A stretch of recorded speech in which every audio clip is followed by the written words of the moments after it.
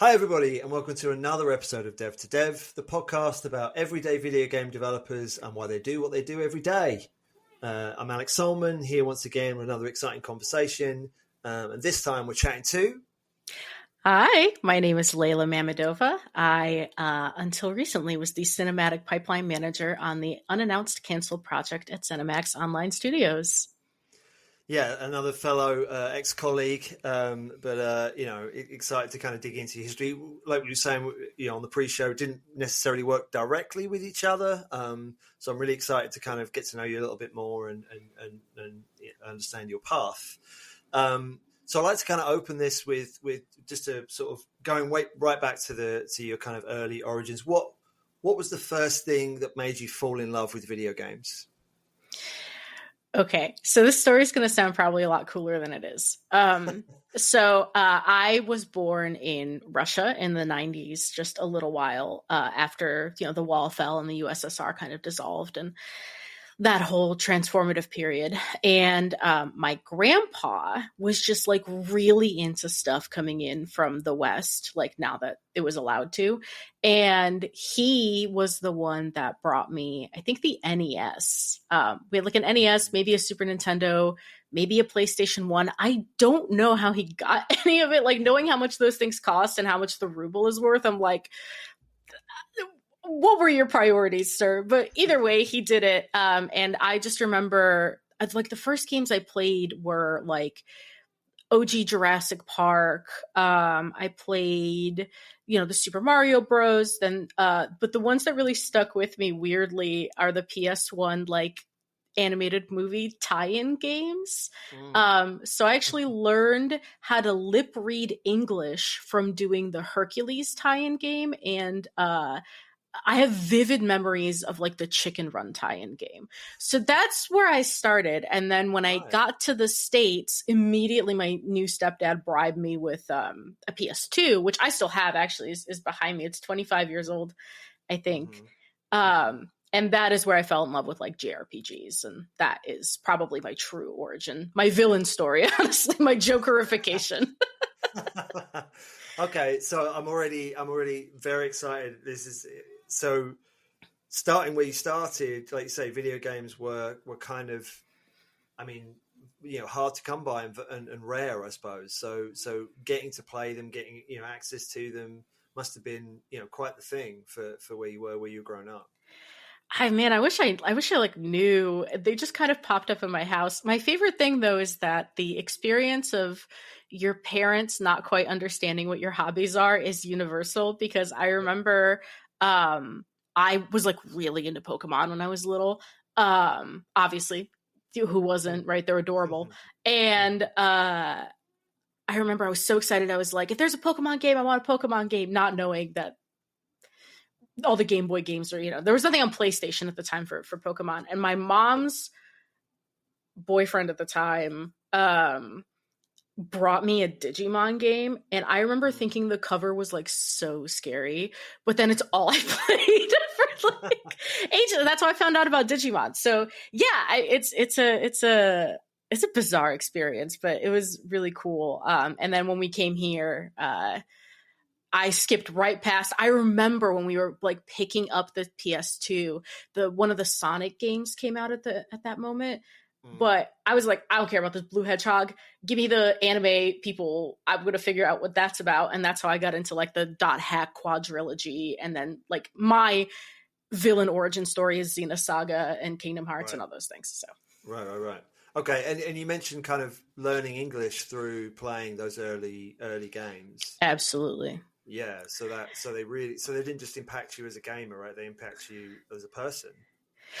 I don't want to give them too much credit, because it's just like words here or there that I could either pick up on or do whatever with. But it definitely, I remember being on the plane coming here, and the only two words I knew were like time and ice cream. And I'm pretty sure one of those I picked up from lip reading. Or I picked up shut up also. I was really proud of that one. I didn't know what it meant, but I told my family. I was like, I picked up a new word today, shut up. And they were like, good job. We don't know what that means either. I was like, great. So But I did come here and learn through like your standard public school English as a second language program, but it did help to like start to pick up on the phonemes and stuff like that. Mm-hmm. Yeah, I mean, I did a similar thing. To this day, I can still remember the symbol, the way memory card is written in kanji, because I used to play so many Japanese PlayStation games, and memory card saving loading would pop up all the time, and you kind of pick up on those things, don't you, as you play, if they're alien to you, language or grammar wise. Okay, so you came over here. PlayStation 2 had a huge impact in JRPGs. What drew you to JRPGs? Melodrama.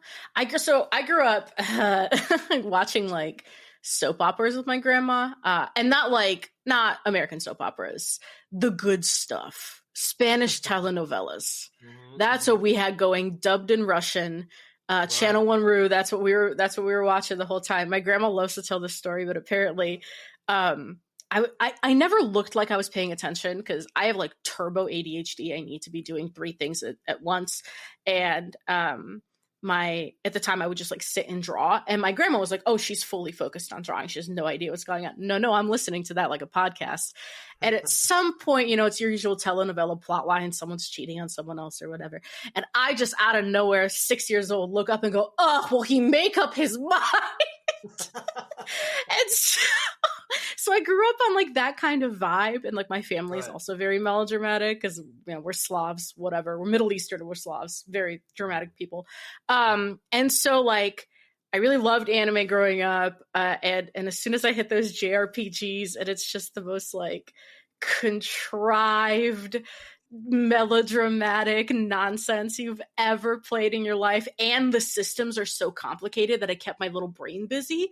I was in it, to the point where I actually did not know that you could make games in America. I thought all video games were made in Japan, and that's why I went to animation school instead of game school.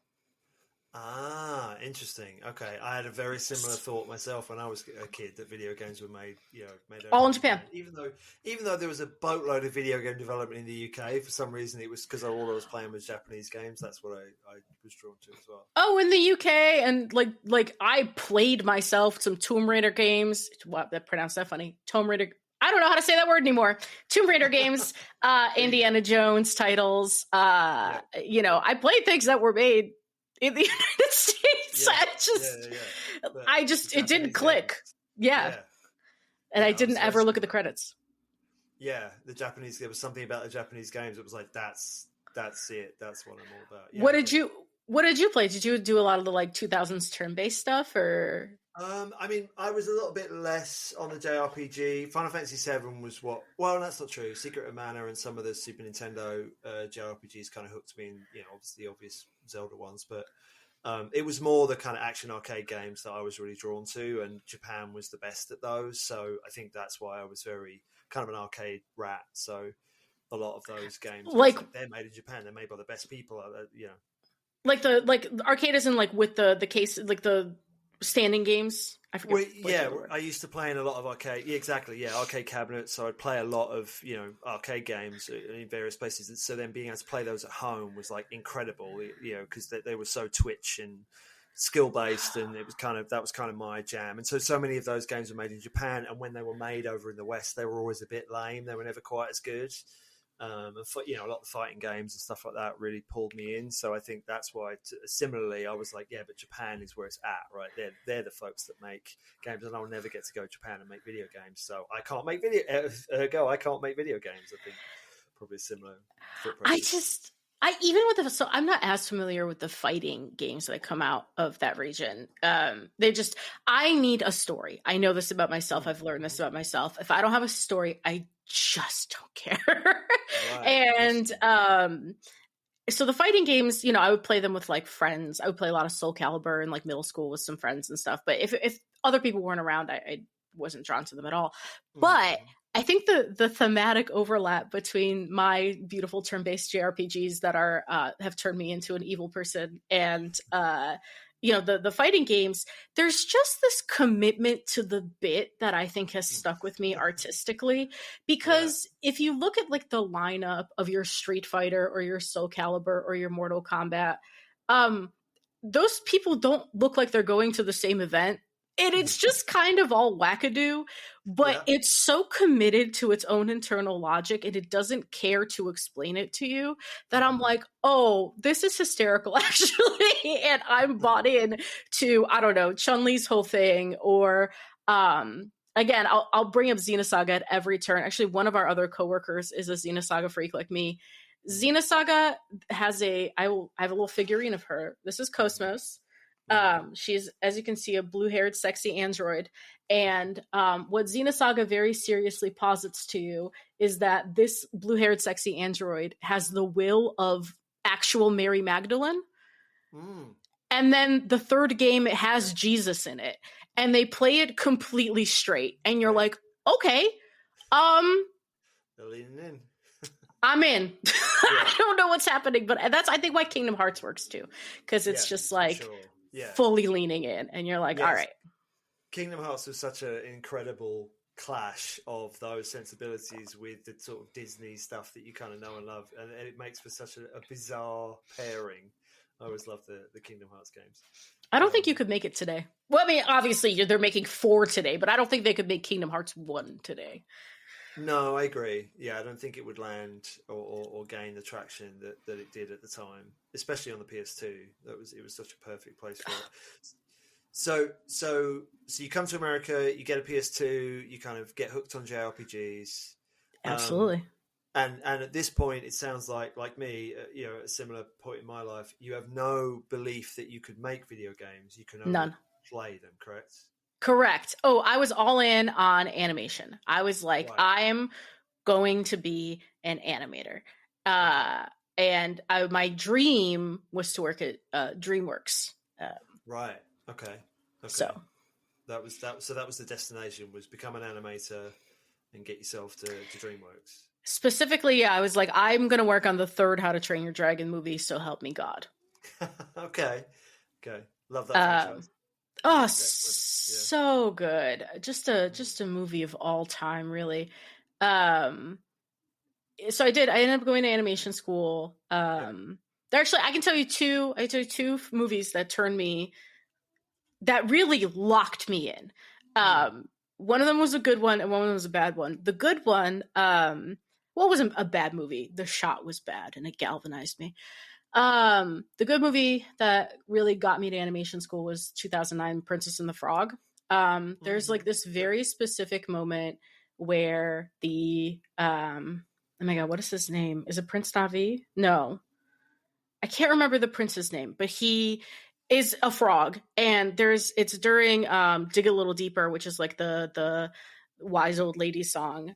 He's just looking at Tiana, who was also a frog at the time, and he smiles in such a way where in my little 9th grade brain I was like, you can't make a human actor look like that. Like, that is something so specifically directed, that is something you could only do in animation. I was like, I gotta just go for it. And then the other one was Sam Raimi's Spider-Man 3.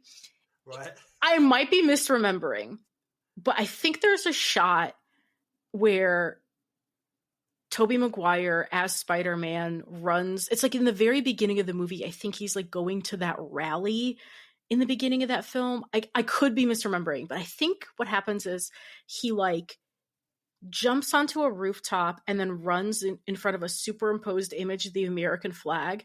And that made me so viscerally angry because I was like, come on, I could do better than that. And that's the energy I've taken with me through my whole career. I had spite. All you needed, right? Yeah, it was total spite. I was like, God, I love Spider-Man 3 though. That stupid dance sequence is everything to me. So no hate to Sam Raimi and Tobey Maguire. Just that one shot. I just watched all the Spider-Man movies with my kids, so yes, I remember Spider-Man 3 vividly. So am I remembering that correctly? Is there like a lame shot like that in the beginning? Yeah. And I certainly remember that opening sequence being one of the least successful of the CG sequences in that movie. It's something. Yeah, for sure. Okay, so animation, and specifically animated movies, kind of hooked you and gave you a career ambition, yeah?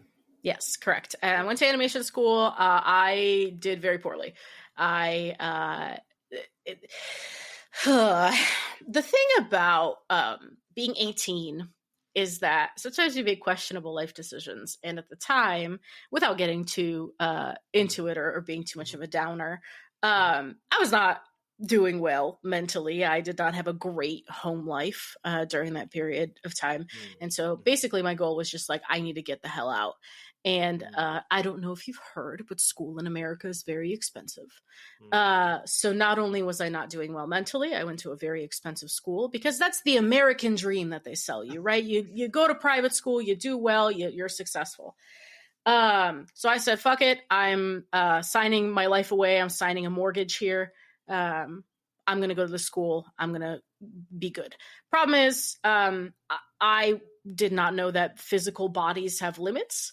And I reached mine about my third year, and I actually ended up flunking out because I was working 3 jobs and also going to school and had just a bunch of untreated stuff happening up here. I was suicidal. Like, I just wasn't well. And I'm so glad that happened to me. Like, don't get me wrong. It sucked. If I could save anyone from that fate, I would love to. But I'm glad it happened to me when it did, because I think if I had been successful and if I had made it and gotten to my dream, I think I would have crashed and burned in a way that was far more consequential in my mid-20s than having done it in my early 20s and coming to a bunch of really important realizations about myself and my career and my self-worth. When I did. So after I flunked out, I moved home for a little while. And then I moved to Texas, which is where I got my first animation job. And I actually went back to school in Texas and I finished my degree. So fellow designer on our project, Emily Turner, she and I technically graduated, I think, the same year, even though we never overlapped at school. And she and I went to the same school.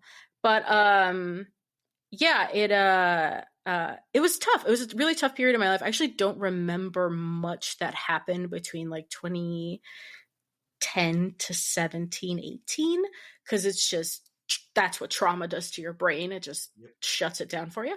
But I came out on the other end, working in animation. I went from being a junior to, I skipped senior. I went straight to lead because it was a small company. And then I transitioned to game production from there, because I had realized kind of that working in animation and animating, I just didn't have the patience for. I would much rather keep people organized. Right, interesting. Okay, yeah, because you, I have your career. You were kind of, you were a staff animator at Minnow Mountain, and then you moved on to kind of being a content manager, and then were back at Minnow Mountain for a few years. So that was kind of the animation, and then you shifted to kind of project management. So you got to do the animation job that you wanted to do professionally, and then found that it actually maybe wasn't for you, but you found another path. I did. Minnow Mountain was great. Shout out to the good folks at Minnow Mountain. I worked on seasons 1 and 2 of Amazon's Undone. If you watch both seasons back to back and you're like, wow, the season 2 hairlines sure look way more stable, you're welcome. All me. I actually touched almost every shot in season 2. Wow. Save for the days where I took PTO, which it was a small indie studio. We were all contract workers. So we got 1 day of PTO per episode. So I was there most of the time. Wow. So I touched most of the shots. That is where I got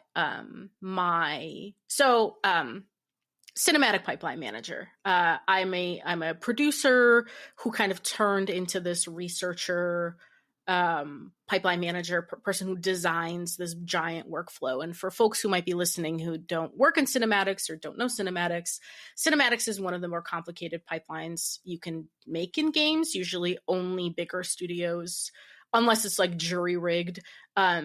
Mostly bigger studios have these big cinematic pipelines just because it's so expensive to make one. It is at the confluence of a bunch of stuff. And so my specialty is kind of being a context machine for this giant machine of a pipeline that has to be stood up. And I was under the leadership of Leslie Harwood, who was our cinematics lead. I forget what her fancy title is, associate director or something. Mm-hmm. But I reported to her, and she was brilliant and really, really like forward looking. But in terms of building a pipeline, Minnow Mountain basically stood up a 30-ish person animation studio overnight. And it was a learning experience for everybody. And so when I was staff animator, I actually got pulled aside with a couple of my coworkers to be compositors, which was just kind of an informal job. It was just like, hey, the four of you have a brain for this. Can you just check your teammates' shots and make sure that, and like assemble all the pieces and do all this stuff. The way my brain works is very systems oriented. And so immediately I started building a system. And because I was like 20 at the time and suicidal and a bit weird, I had the audacity to put together a document that was basically like, hey, if we do a season 2, you should let me fix this and you should make me the lead of this little team. And thank God my assistant director knew me and was like, okay, Layla, whatever. But then they did call me and they were like, hey, actually, we think you could do this and we want you to do it. And we introduced like a new, for season 2, we introduced a new tech workflow. And it was, early COVID. So we were all like working from home for the first time. And my cat. It was, really scary to like train people. I was in charge for the first time. You manage people, right? Like you're a, yeah. So, do you remember when the first time was that you started to manage people and you, Vividly. It's terrifying, but it's also weird. Oh, I'm sure you weren't as bad as you think you were. Well, maybe not. But I definitely felt terrible. I felt very ill-equipped to begin with. And that's the kind of self-reflection that a good manager has. Because a really bad manager is just like, nope, this is fine. Do you remember the moment you realized that people looked at you as somebody with power? And were like a little nervous? Yeah, I think so. Yeah. I think I remember feeling very like ill-equipped to be considered that way. I know what you mean. It's really crazy. Yeah. But that was the first time that happened to me when one of my reports was like, I'm sorry, I'm just nervous talking to you. And I was like, what? What do you mean? Have you met me? I'm weird. I'm just a little guy. Yeah, so that was a huge learning experience, but that was really like pedal to the metal, like build a pipeline from scratch in this entirely new environment. And happy to say this is on my resume, reduced the production time by like 30% for our team, reduced crunch in a really big way. And that's kind of where I started to be like, okay, I think I'm getting really burnt out drawing, building a portfolio that will be marketable to less niche studios, because Middle Mountain was rotoscope. And then on top of that, working on personal work. Splitting my energy those 3 directions just wasn't working for me. And I burnt out for about 3 years. I couldn't draw. I'm back in it now, but I just, like, you just can't. Your brain just fries. I started talking to my producer because I really liked working in Chakra. It made a lot of sense to me. I started talking to my producer about what she does. I got into, right as that season was about to end and our contracts are about to end, I got into the IGDA Foundation's virtual exchange program, which is the cohort that I got into was the one that takes people from out of industry and brings them into industry. And then, like you said this in the pre-show, I'm a very noticeable person, whether I like it or not. I have just terminal yapatitis. I love to chit chat with people. And so much like people will notice me on Slack, I caught the eye of the executive director of that program at the time, who recommended me to the place where she was working, which was Genvid Entertainment, which is still around, I think. I don't know what they're working on though. I became the art producer. My first games job was I was the art producer on a Silent Hill interactive experience, which was just kind of bananas. That's an unusual first project for sure. You're telling me, but I was technically a publishing producer, but not in practice at all. In practice, I was an embedded development producer, and I worked with a bunch of codev and XDev teams, and really cut my teeth on games production in that position. Right, fascinating. So the shift from kind of directly drawing to managing and organizing pipelines and kind of improving production flow sounds like that really appealed to you and pulled you in. And I can't help but reference the fact that when you talked about JRPGs, you talked about systems and wanted to kind of understand how things fit together. Feels like there's a correlation there. My life is a turn-based video game. It is. I love turn-based video games. I love internal logic. I love systems. I love picking things apart and seeing how they work. And the more I learn about ADHD and the more research is done into it. I got diagnosed, by the way, at 27. I'm almost 32 now. So it's been a minute. I've been living with understanding why my brain is the way it is. But fun fact, ADHD, if you don't know this, ton of overlapping symptoms with autism. And when I learned that, I went, oh. Because in my career, and you might have picked up on this, a lot of my career is built on two things. It is understanding systems. I actually recently had it pointed out to me by a industry friend that I treat people like systems, which is, I guess, a rare skill set. But my approach to production is like very holistic, in the sense of like, if I'm producing a team, a lot of producers will want to know if something's going on at home or whatever. I want to know as much as people are willing to share, because the way I think of it is, this is the example I usually bring up. If there's two people on two teams and they're fighting, and I know that it's like a deeply personal fight, a lot of folks will say like, hey, that's not my business. I'm going to say, no, it is my business. I want to know as much as they're willing to share. I want to know. I'm not going to tell anyone else. But if it's a fight that I can resolve, then I can at least try to resolve it. If it's a fight that I can't resolve, like if two people, I don't know, we're in a workplace relationship, cheated on each other, it's like a no-go situation, then I can build my pipeline around that. I don't want to, but I will. Same thing if someone is sick, I'm like, okay, if that person is sick or unreliable right now, we're just going to build around that. And when we change our pipeline, we're going to change it around that. So, I try to build people like systems and build relationships like systems and have people interact with each other, to make sure we're building a team, like big team relationship.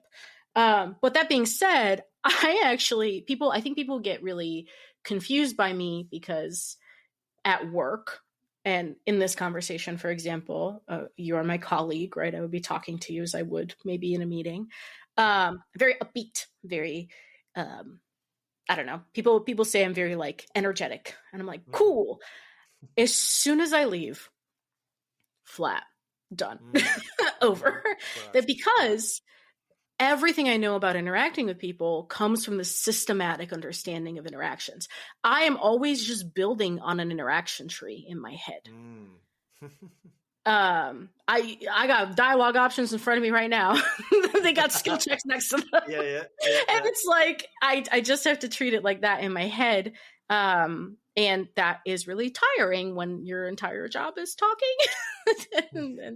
So when I get home, like it's so funny. Most of my career is in multiplayer games. I don't play them. I can't do it. I'm so tired by the time I'm done that I'm right back in that turn-based single player RPG space. So yeah, just focus on playing a game, just you, rather than negotiating the realities of interacting with people. It's just that whole idea of sort of seeing people as systems. I've never heard that before. That's amazing. And already I like we just said, it feels like it correlates directly with who you are as a person in terms of what you're drawn to and what motivates you. So that's amazing. Have you read the Murderbot Diaries? No, I have not. No. Okay.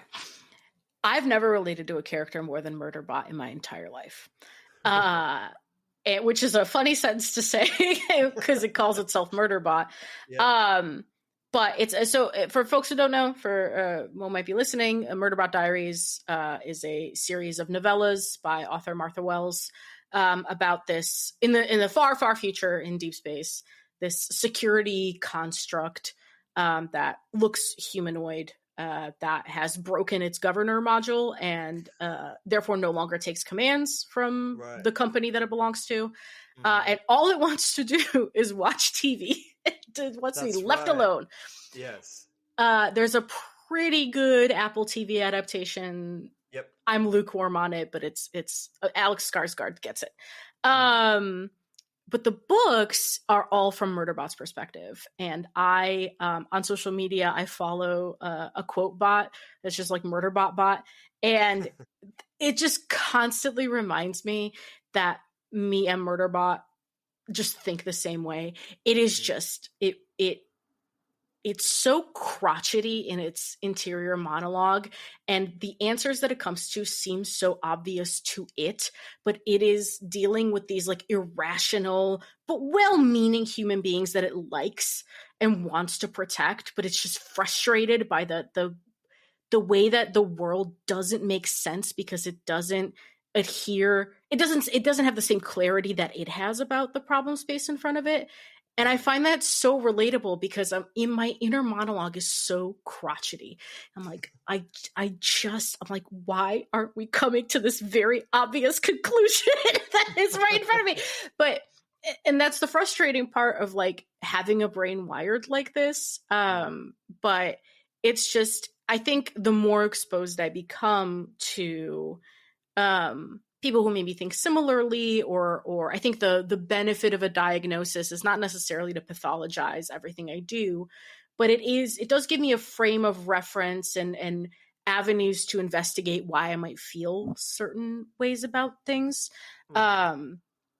It's very helpful, but like Murderbot has just been so funny to me because it's like, I read it and I'm like, yeah, this robot is right. And the reason it calls itself Murderbot is because it wants to seem kind of edgy and sharp and it wants people to leave it alone.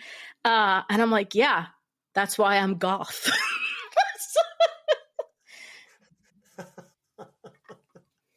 Yeah. So I love it. Yeah. It's sort of the quintessential definition, you know, of kind of that mindset and that role, that approach that you sound so self-consciously aware of, you know, that it is who you are and how you see the world.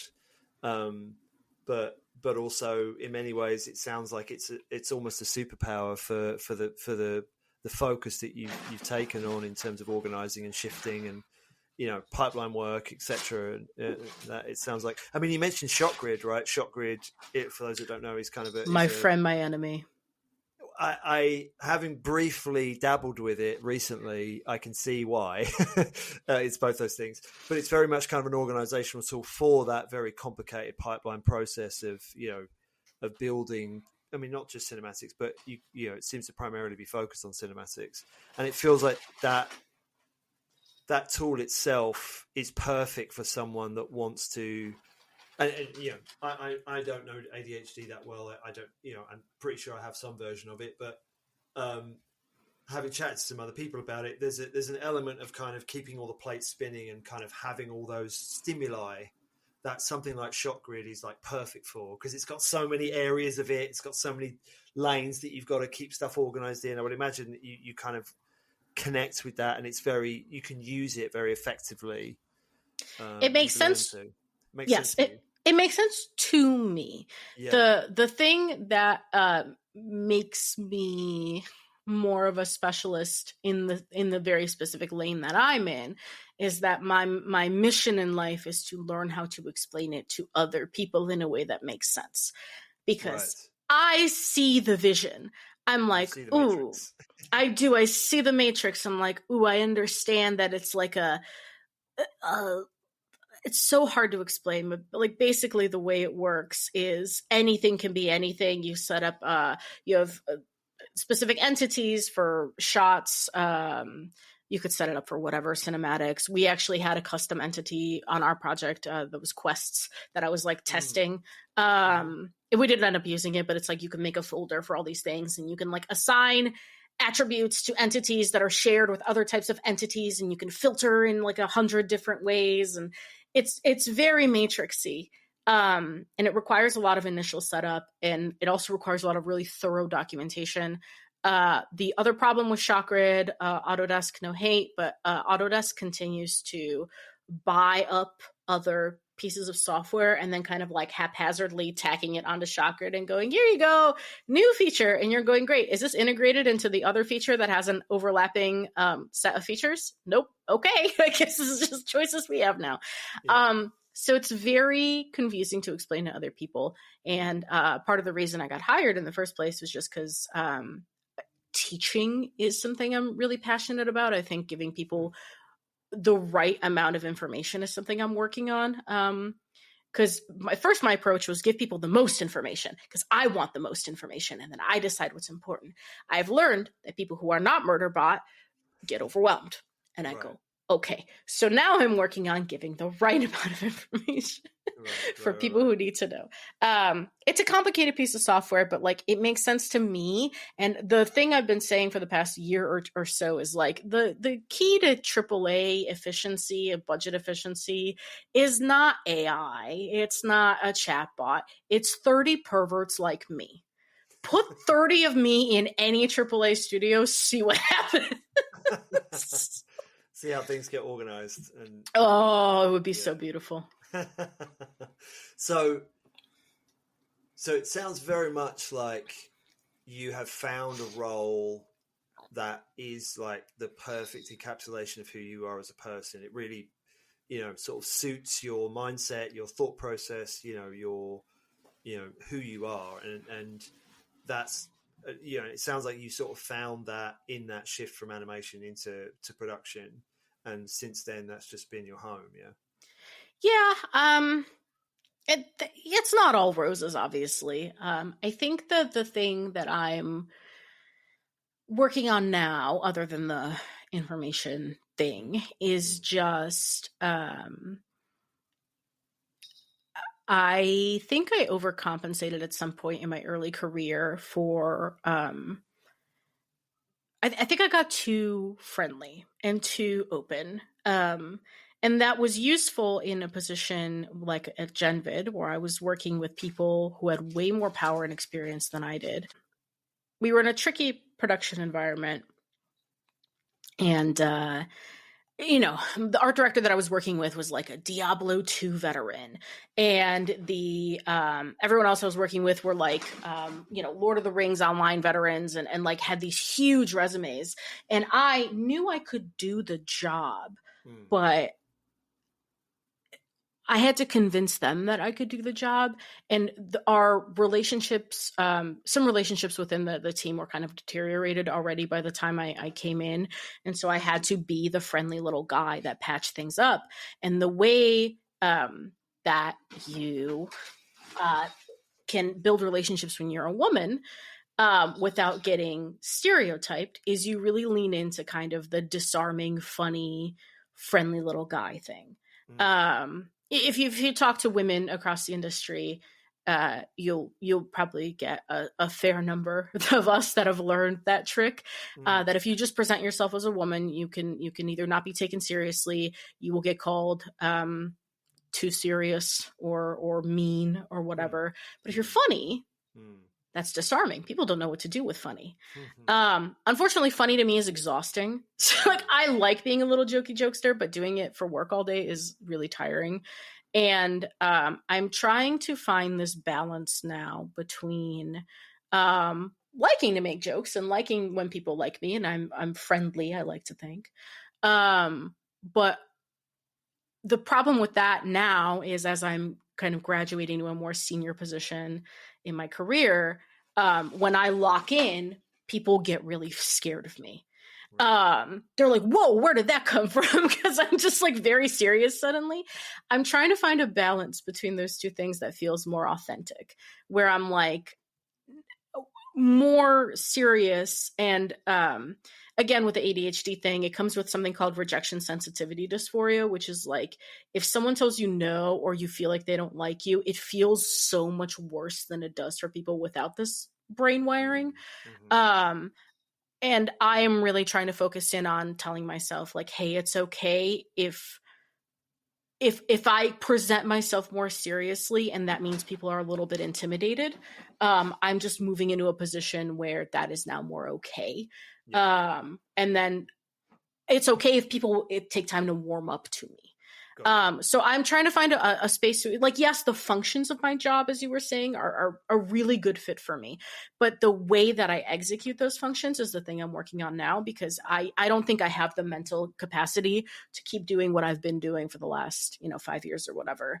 Right. It's just exhausting and it feels inauthentic, and nothing feels worse to me than folks who maybe think they want to be friends with me, but they want to be friends with my work persona, and then they find out that behind that work persona, I am actually like pretty flat and kind of serious, and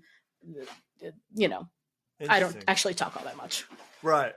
Yeah, they know one side of you, but they don't know all of you, kind of thing.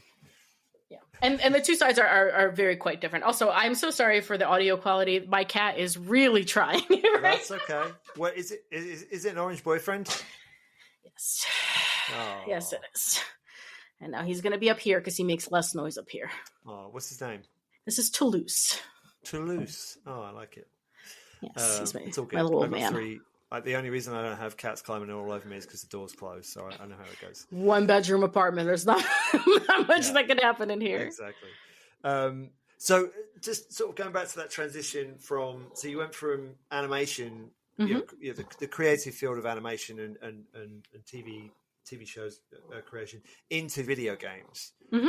How was that shift? I mean, you kind of mentioned, there was some veterans there and things like that, and maybe there was some personal challenges within the studio, but did you find a sort of cultural difference in moving from the animation field over to the video game side? I don't know if there's the cultural difference was more in the fact that I went from a very artsy-fartsy, kind of homey startup animation studio with a bunch of fine artists to a more serious corporate world. I'm a better fit for kind of middle corporate. I don't do artsy-fartsy very well, and I don't do hyper corporate well. Mm-hmm. Kind of what we had at ZOS, kind of like middle corporate, is where I thrive. The pipeline shift is just that TV production is really linear for the most part, whereas video game production, as you and I both know, are very iterative, more complicated. The cultural shift was it's less about the medium, I think, and just more about how the size of the organization is what I found. Okay. And especially in AAA, working with, the animators that we worked with on our team, people get increasingly technical as you kind of move up. I don't think any of the artsy-fartsiness, we just don't have time for that kind of thing in AAA. And we're talking more about, like, I worked with some of our tech artists, I worked with some of our animators, and the conversations you have are like, again, just like technical. People become, it becomes less about the feeling of a scene in some contexts and more about like, hey, what can the engine actually do? Hey, we're clipping. Hey, is the skinning right here? Those are the shifts. It's just the types of conversations you have change by necessity, but I think it has more to do with the size of the team, the complexity of the pipeline, than any kind of inherent vibe between the industries. Yeah. That makes sense. Did you find that, kind of being amongst gamers, game developers and therefore more gamers, did that resonate with you, or had you always been kind of working with people that were gamers? No, I've worked with a lot of fine artists, not a lot of gamers among those folks.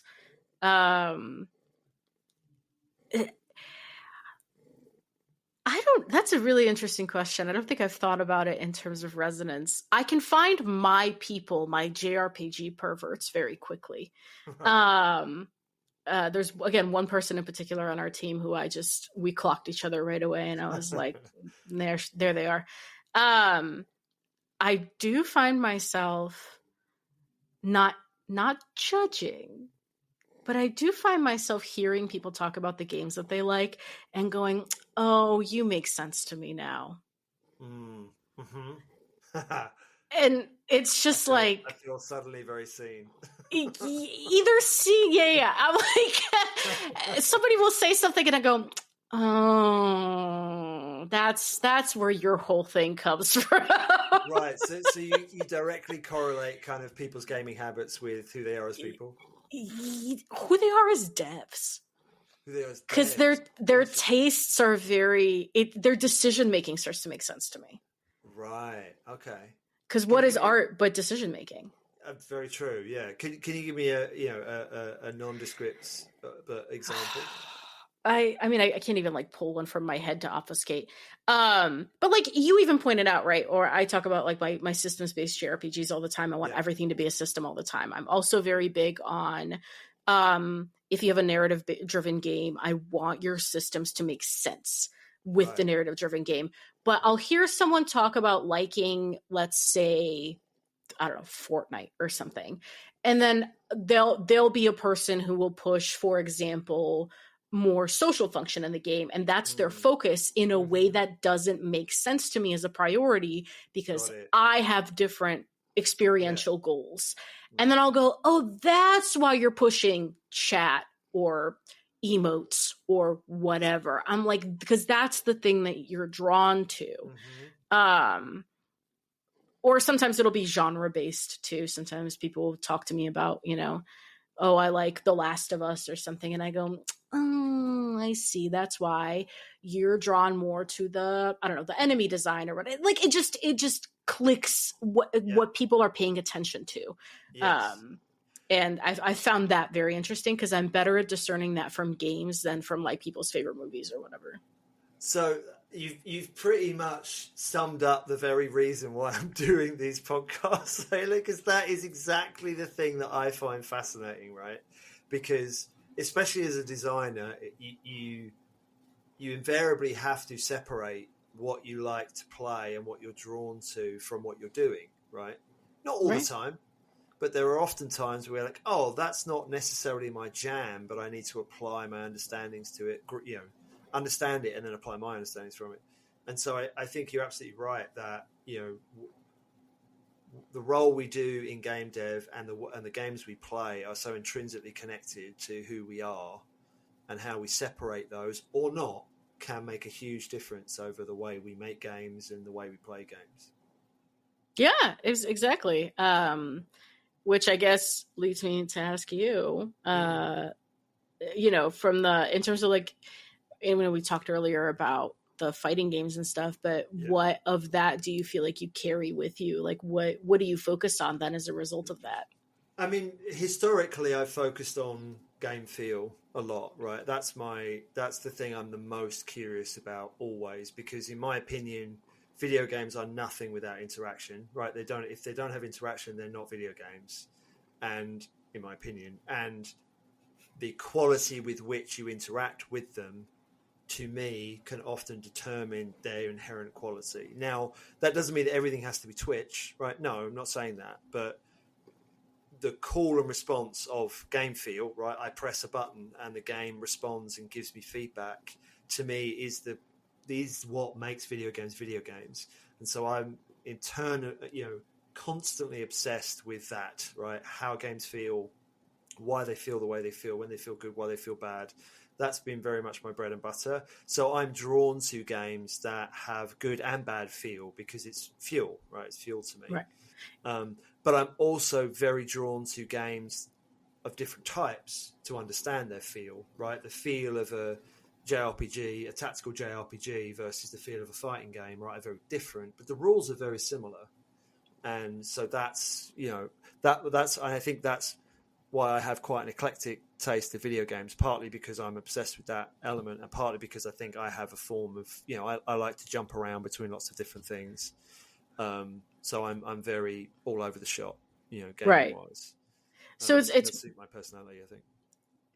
So it's a moment to moment to feel though, right? It's like the not immediate just moment to moment. Yeah, that's certainly the core of it. But then how those systems and how those features and how you interact with those features over time is also really fascinating to me as well. Oh, I totally agree. I love the design thing I'm always looking at is like meta systems, like what, not just like, hey, what is the immediate in-game, in-universe feedback that you're getting, but what habits is this game building, and then how is it either using or subverting those habits? Yes. I think my favorite examples of that are like the New York Times Connections game. First of all, those people, have you ever played it? No. Oh, it's just a word game, but it's diabolical. And the thing I'm picking up on is the fact that whatever the first word you look at in the top left corner, it actually puts your mind in the right frame to start recalling the connections that you need, the like really obscure connections you need to like match all the words. But the other one I really like is Final Fantasy X, because it spends the entire time, its entire game time, setting up a cycle that it then breaks and reverses for the final boss fight. And even though that final boss fight's mostly on rails, that is why it remains effective, is because it's the inverse of a cycle you've been building the entire time. So yeah, I love like systems and meta systems in gaming. I think that's my favorite part of design. Yeah, it is, and it's only got better over the last couple of decades in terms of the scope and scale of the systems. Okay, so yeah, I think definitely seen some correlation there between personality, and I love the fact that you use people's game choices and favorite games to sort of deduce who they are as people. I think that's excellent. I love that. How does you mentioned I think you said your granddad and and then your stepdad kind of got you into games in the first place. How does your family in general relate to your career, relate to what you do? My mom spent the last year telling people I was a consultant for Microsoft. Sure. We're going to say sure. When I told her I wanted to transition into video games, that's literally what she did. I was like, hey, I think I want to go make video games instead of doing animation. She goes, video games? Like, for people who don't have the video, like, it's just like mimed a controller at me. I was like, those. Yes. They have no idea what my job is. They have no clue. They're like, as long as you're having fun and making money. I was like, I am doing both of those things. Yep. Okay. Got it. Yeah. I think again, that's a very common thing.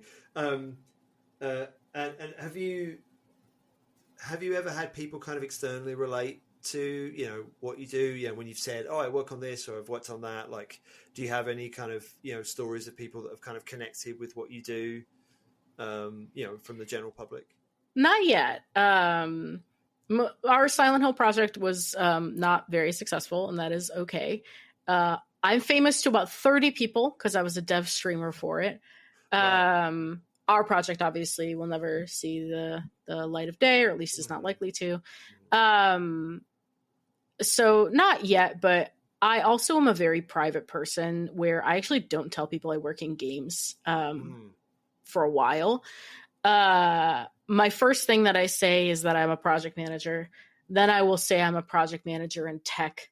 And then once I know you're cool, that is when I start to go into, I'm a game developer or producer or whatever. So I actually don't know if I'll ever have that moment unless I become recognizable, which I hope I don't. Right. Interesting. So you kind of keep it very guarded then. I do. I don't wear my shirts, my dev shirts out very often, unless it's to like a dev meetup. Right. My profile pictures on social media, the little social media that I do have, are drawings of myself. I'm like, it's like you could, if you want, it's not like hard to piece together who I am, but you have to put a little legwork into it. And I prefer not to, I prefer to retain my privacy as much as possible. I think I just want to be just famous enough to get on game shows, but not any more than that. Okay. Well, I appreciate you doing this even more then, given knowing that now that it's something you keep very guarded, something you keep very private. Well, yeah, it's fine in professional contexts. I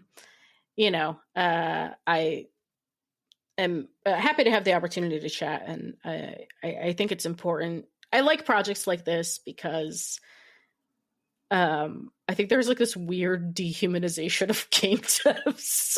Absolutely. And I'm like a normal person with a life and a cat that made a lot of noise through this recording, and a dog that was sitting pretty back there earlier.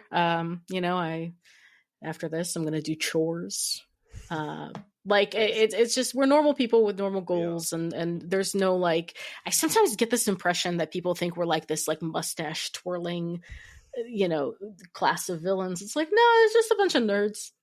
Yeah, exactly. So. And a bunch of eclectic people that are kind of, have their own path that gets them into the very complicated process of building a video game. It's not, it does take lots of different people, lots of different types. It does. And takes a lot of independent research and a lot of willpower and a lot of chutzpah. Yeah. And I think, as you're sort of bringing up, it can impact who you are as a person, in positive and negative ways. It defines us in many ways, who we are as people, I think. Not everybody, and, sometimes not all for the good that it does, but it certainly does for me. It certainly defines who I am. Just quickly, as we sort of wind this down, how has actually making games affected the way you play games in any positive or negative way? Similar to going to film school. I think when something... Oh, actually, that's an interesting framing I haven't had to confront, I think, until this moment. Going to film school is fun because movies are so much shorter than most games. That if my critic brain is on in the theater, that's a bad sign. That means I'm disengaged. If I'm sitting in the movie going, oh my God, the shot selection, or what's going on with this lighting, or, like deconstructing the plot in my head, then that's bad. Games, I think, have the opposite effect on me because the more I learn about how to make them, the more fun I have deconstructing them while I'm playing. Right. I just wrote a case study on Lies of P because I think they have an incredibly smart art and cinematics pipeline. I'm in the middle of a case study on Final Fantasies 7, 8, 9 because they're kind of the PS1 trio that the PS1 hardware was like a nightmare to do graphics for because it's super inefficient. So they did some really clever, really cool things. And I feel like the longer I work in games and the more I understand how they're made, the more interesting it is to me to sit there and play. And from a cinematics perspective or an art perspective or a design perspective, asset reuse perspective, production perspective, I'm sitting there going, oh, that's so cool what they did there. I'm playing Kingdom Come Deliverance right now, and it's so cool how they set up their combat system so that the player doesn't actually have to learn all that much, and they just stack a bunch of passives on the main character to make him feel like he's getting better as a knight while you're playing him. Like, it's stuff like that where I'm like, oh my God, that's amazing. That's so cool. And it doesn't take me out of the world like it would in a movie. It actually, I think it triggers some scratches some itch in the back of my head where I can be involved in this world and in this story and in the interaction of it and appreciate it artistically or technically at the same time, without those two things getting in the way as they do for like other mediums that I might be going for. Right. So it's kind of enhanced your understanding and what you get out of the games that you play. Yeah, you could just feel the fingerprints of all those people, right? You can really be like, oh, these clever bastards, like they did something extremely cool to pull off this effect, and you appreciate it for what it is. Like even Dragon Age 2, I talk about all the time because people don't like that game. That's my Shayla, that's my baby, and I'm sitting there, and from an artistic perspective, I'm like, yeah, sure, all the dungeons are the same with the doors closed, but that's still pretty cool that they thought to do that. Where they're like, okay, we can actually take this one map that we have or two maps that we have, and we're just going to close different doors. And people who are paying attention to the map, they're gonna sense that, and it's not going to be great. But the people who are not paying attention to the map, they're going to have a different experience every time, and that's good enough for the tools that we have. Yeah. And like, I don't know. It just makes me appreciate the constraints that we all face more. Yeah. That's a great way of looking at it. I love that, and this has been a fantastic conversation. I love that you've, in many ways, kind of embodied the principle of this podcast. You've also demonstrated, how what you do is so much a reflection of who you are as a person, and it's a story and a journey that is unique to you, and I'm glad we got to dive into it a little bit. So thank you for your time. Thank you so much for your time. I know we've gone way over, but hopefully something listenable comes out of it. No, it was an excellent conversation, and I'm glad we were able to have it, and I was glad to spend the time with you. So thank you. Such a pleasure to hang out, Alex. Thank you for having me.